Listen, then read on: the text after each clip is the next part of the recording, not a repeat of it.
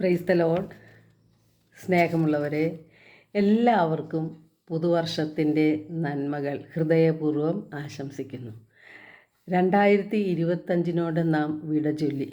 2026 നന്മയുടെയും സമാധാനത്തിൻ്റെയും സന്തോഷത്തിൻ്റെയും ഒരു വർഷമായി ദൈവം നമുക്ക് നൽകിയിരിക്കുകയാണ്. ദൈവത്തോട് നമുക്ക് നന്ദി പറയാം. 2025 നാം വിട ചൊല്ലിയപ്പോൾ പുതിയ ഉണർവും പുതിയ പ്രതീക്ഷകളും പുതിയ തീരുമാനങ്ങളും നമ്മുടെ ഹൃദയത്തിൽ നാം എടുത്തിട്ടുണ്ട്. കൂടുതൽ നല്ലവരായി, നന്മ ചെയ്യുന്നവരായി ജീവിക്കണം, ദൈവഹിതപ്രകാരം ജീവിക്കണം എന്നുള്ളൊരു തീരുമാനം നാം എല്ലാവരും ഹൃദയത്തിൽ എടുത്തിട്ടുള്ളതാണ്. അതിനായിട്ട് നാം എന്താണ് ചെയ്യേണ്ടത്? അതാണ് ഗൗരവത്തിൽ നാം ചിന്തിക്കേണ്ടത്. ദൈവസ്വരത്തിനായി നാം കാതോർക്കണം. ദൈവത്തിൻ്റെ സ്വരം നാം ശ്രവിക്കുമ്പോൾ ദൈവം നമ്മോട് വ്യക്തിപരമായി സംസാരിക്കുകയാണ്. നാം എങ്ങനെ ജീവിക്കണം, നാം എന്താണ് ചെയ്യേണ്ടത് എന്ന് നമ്മോട് ഓരോരുത്തരോടും ദൈവം സംസാരിക്കുകയാണ്. മത്തായിയുടെ സുവിശേഷം 6:33 യേശു പറയുന്നുണ്ട്, നിങ്ങൾ ആദ്യം അവിടുത്തെ രാജ്യവും അവിടുത്തെ നീതിയും അന്വേഷിക്കുക, അതോടൊപ്പം നിങ്ങൾക്ക് മറ്റുള്ളവയെല്ലാം ലഭിക്കും എന്ന്. നാം ഈ ലോകത്തിൽ ജീവിക്കുമ്പോൾ ഈ ലോകത്തിൻ്റെ കാര്യങ്ങളിലാണ് നാം ശ്രദ്ധ വയ്ക്കുന്നത്. അത് കാണുന്ന ദൈവം നമ്മോട് ആവശ്യപ്പെടുന്നത് ദൈവത്തിൻ്റെ രാജ്യവും ദൈവത്തിൻ്റെ നീതിയും അന്വേഷിക്കുവാനാണ്. നാം ദൈവത്തിൻ്റെ രാജ്യവും ദൈവത്തിൻ്റെ നീതിയും അന്വേഷിക്കുമ്പോൾ ബാക്കിയെല്ലാം നമുക്ക് ആവശ്യമുള്ളതെല്ലാം ദൈവം തരും. എന്താണ് ദൈവരാജ്യം?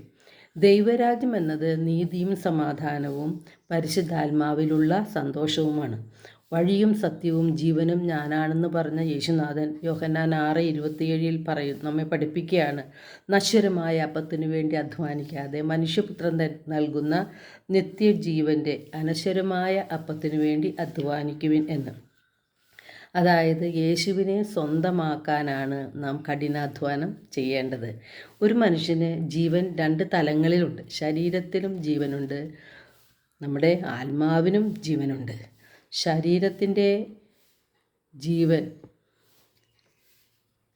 കുറച്ചു കാലം കഴിയുമ്പോൾ നഷ്ടപ്പെടും, എല്ലാവർക്കും നഷ്ടപ്പെടും. മരണം എന്ന യാഥാർത്ഥ്യം ഉണ്ട്.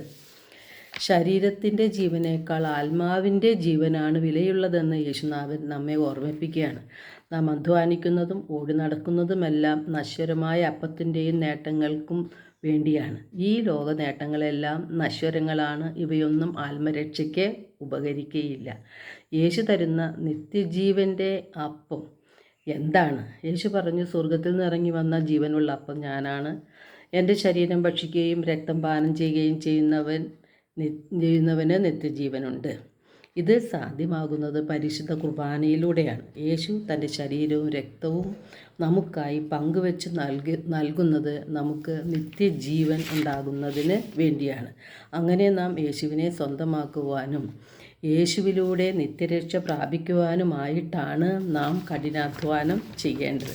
അതിനായിട്ടാണ് ഒരു വർഷം കൂടി നമുക്ക് ദൈവം നൽകിയിട്ടുള്ളത്. ഈ പുതുവർഷത്തിൽ തിന്മയെ ഉപേക്ഷിക്കാനും നന്മയിൽ വളർന്ന് വിശുദ്ധിയിൽ ജീവിക്കുവാനും ഉള്ള ദൃഢമായ ഒരു തീരുമാനം നമുക്കെടുക്കാം.